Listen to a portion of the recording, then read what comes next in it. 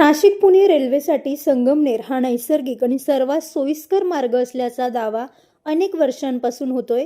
या मार्गावरील शेतकऱ्यांनी आपली जमीन दिली, जमिनीचे अधिग्रहण पूर्ण झाले, सर्वेक्षणही करण्यात आले। मात्र त्यानंतर अचानक हा मार्ग बदलण्यात आला आणि हा निर्णय नेमका कोणासाठी आणि कोणाच्या दबावाखाली घेण्यात आला, असा गंभीर सवाल आता माजी मंत्री बाळासाहेब थोरात यांनी उपस्थित केला आहे। पिढ्यानपिढ्यांच्या विकास कामांमध्ये राजकारण होणं हे अत्यंत दुर्दैवी आहे। नाशिक पुणे रेल्वे ही संगमनेर मार्गेच व्हावी यासाठी आपण सातत्याने पाठपुरावा केला।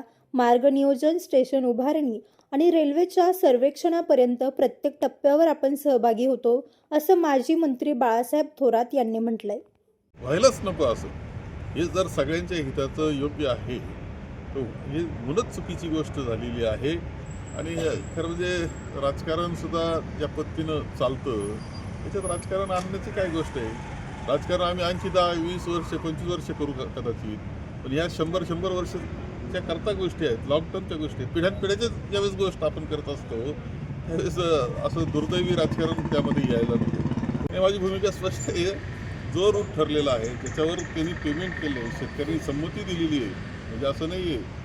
शेतकऱ्यांना सुद्धा शेवटी स्वतःची जमीन घालवणं त्याचं मूल्य होत नसतं, असं असताना लोकांनी जमिनी जर दिलेल्या आहेत, तर आता एवढं सगळं झाल्यानंतर तुम्ही थांबताय आणि दुसरी कुठेतरी वळवताय, पूर्णपणे एका चांगल्या योजनेला खोडा घालताय। हे थांबलं पाहिजे आणि काही झालं तरी ही रेल्वे ही पूर्णपणे जो रूट पहिला आमचा ठरलेला आहे, ज्याचं ॲक्विजिशन झालेलं आहे, त्या रूटनं गेली पाहिजे। एक ही रेल्वे सुद्धा तितकीच महत्त्वाची आहे। हीच रेल्वे आहे की जी तुम्हाला श्रीनगरला नेऊन पोहोचवणार होती, रामेश्वरला नेणार होती। ही रेल्वे अशी आहे की तुम्हाला जंक्शन नंतर ती कलकत्त्याकडे तुम्हाला मदत करणार होती जाण्याकरता आणि अहमदाबाद ह्या पट्ट्याला सुद्धा। अरे एका स्टेशनवर तुम्ही इथं बसले असते, सगळ्यांकरताय ना, कोणालाच गैरसोयीची नाही ही। तुम्हाला श्रीरामपूरला रेल्वे नाही का, कोपरगावला रेल्वे नाही का, मग असं काय होतं की संगमनेरला इथून गेल्यानं तुम्हाला त्रासदायक वाटावं। म्हटलं तर लोणीला सुद्धा मदतीची, शिर्डीला मदतीची आहे। किती दूर येते, 10-20 किलोमीटरनं काय रेल्वे 10-20 किलोमीटर अंतरावर असतं, विमानतळ असतात 50-50 किलोमीटर अंतरावर।